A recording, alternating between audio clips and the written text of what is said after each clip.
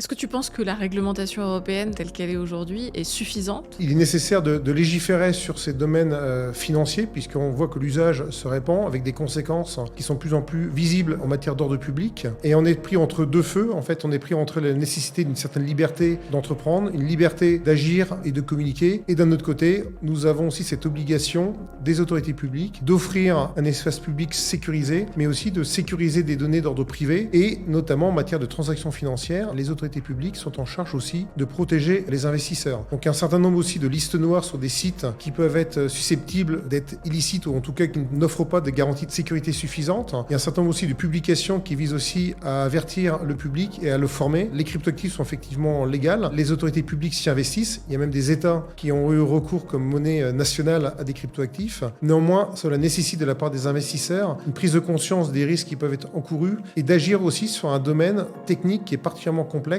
et qui nécessite un certain nombre de garanties qui ne sont pas à la portée de chacun des investisseurs. Donc c'est pour ça qu'il y a un certain nombre de codifications qui sont recherchées à la fois au niveau national et au niveau européen, de manière à avertir le public et à faciliter l'épanouissement de cette nouvelle finance.